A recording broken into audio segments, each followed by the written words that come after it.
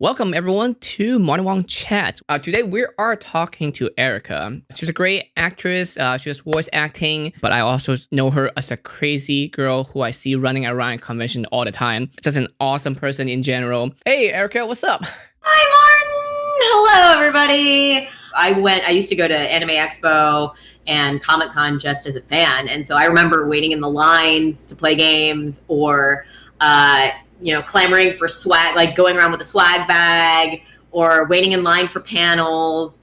I had the whole sort of fan experience, and then it slowly transitioned into, suddenly I was starting to be on panels, and then suddenly I was like working events. Oh, also booth babying in there was like in there at some point. It's kind of tricky to be Asian in the entertainment industry, It's just tough in general. It's getting better, but it's definitely not there yet. Yeah, and it's so incredible to see roles and films and even behind the camera Asians and Asian Americans doing things that I never thought would be possible. There's still a long way to go. There's a lot of, there's such an uphill battle for Black and Indigenous people of color, general, just marginalized groups.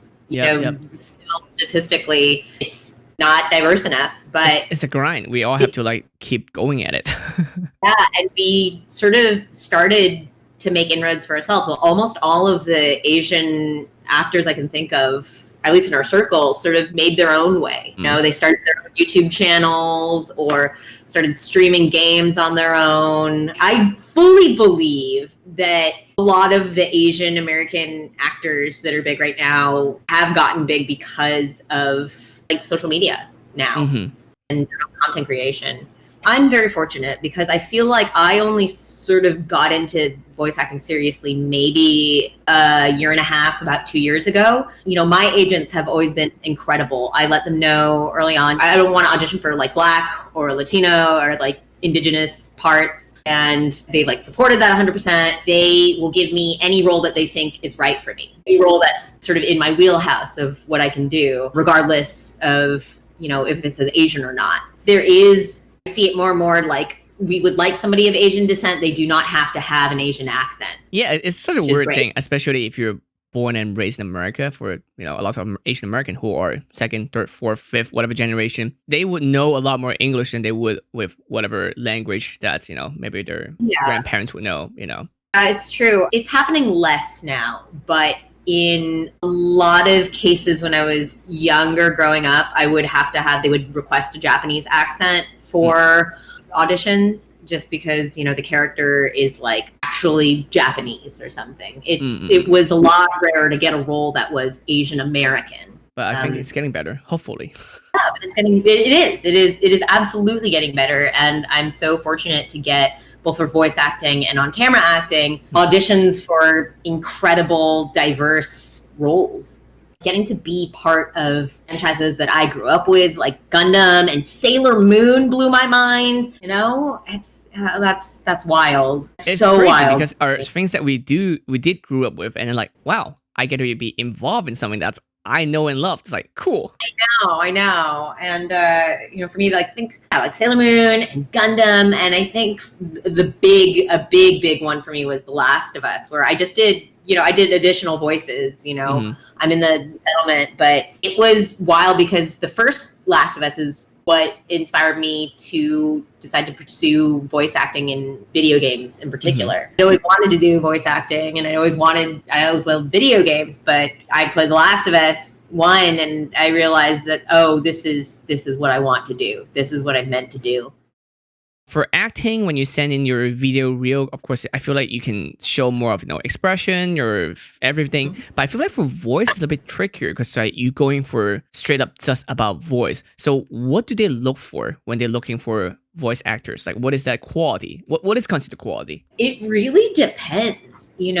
I think the most important thing you can do as a voice actor is to make a strong choice and just stick with it. Just choose a character. And at the end of the day, it's about the acting. You can have a particular quality of voice that they're looking for, or sort of a specific a tone or the range. But in the end, they really want to hear how you act. So it's the performance And sometimes it's just, is it what they imagined, or it's just that there's a certain something that they just pick. Do you think like when you first got into it, was it very difficult because you didn't have like a resume or portfolio? Now you do. Of course, you can like, oh, I've done this. Of course, you send in your audition, but you have all this already. Is it a lot easier because of that? It was, I mean, because the thing is I was very fortunate in that, I started working on, like, I would do a lot of little projects, and it was like a ramp of like a lot of little indie games, or like doing jobs here and there, or like little promos, and just like a lot of that. And then I was lucky because a lot of the people like that I happened to work on certain projects with would be like, oh, I like your work and I like working with you. I'll recommend you for this other thing you can audition for. And I would know, I would meet, game devs, because I worked with game developers, and they'd be like, oh, you do voiceover. Why don't you give me your demo and you can audition for this next thing that I have coming up. That really fed the imposter syndrome, because I'm like, oh, it's just because like I happened to be at the right place at the right time. But somebody told me that, success is where luck meets preparation. Like for me, I had years, like decades of theatrical training, and I went to the Strasberg Method School. I had improv training. I had taken voiceover classes. I had paid, it's a very cost prohibitive hurdle to getting into the industry, but I had gotten a demo made. And so, when they asked for it, I had a demo to hand them, and on one hand, I'm extremely privileged to have been in the right place at the right time for a lot of moments, and to have the connections in LA, but at the same time too, I was ready. I was lucky that I was ready. Sometimes it's really hard about making friends that you want it to be both as a friendship thing, but also as a business thing, right? You do enjoy them as a friend, but you don't want them to think that you're only friends with them because they can offer you that. But at the same time, you don't want to be like, yes. Oh my God. Okay. So I have this huge problem. So for a long time, I was so terrified to ask for anything, because so many people that we know are already very established in their careers, and I never want people to think that I'm using them for anything. It's so a weird thing, because like at the same time, it's like, yes, I would love to work with you on your next event or whatever that you have working as next, but I don't want you to think I'm only friends with you because I want to get that. Yeah. Because the thing is, you are friends with them because they're interesting and they're good-hearted and like fun to work with, but then also they're into the same things that you are, and they just like, you admire their creativity and their drive, but you also don't want, it's a weird thing, right? I sometimes get in my head about that, because I just like, everybody that I know is so cool, and I would never want. But here's the imposter syndrome coming in, because they feel the same about you as well. No, but there's people feel the same about you too. They're like, oh my God, this Erika, I want to be friends with her, but I don't want them to think that I'm only friends with her because I'm trying to ladder climb her, Right. So like, you kind of like find your people, and you're like, this feels right. Because like a lot of times if people are ladder climbing, it comes out eventually, you know, and it kind of, you figure it out. You find out who your ride or die people are. Like, you can't treat people like commodities, or like for what they can do for you. Even in this town, I hated going to the parties, the Hollywood parties. They always ask, they're like, oh, what do you do? That's like shorthand of being like, what do you bring to the table? Yeah. And it's just like, I would go to those parties and I'd ask, what do you enjoy doing?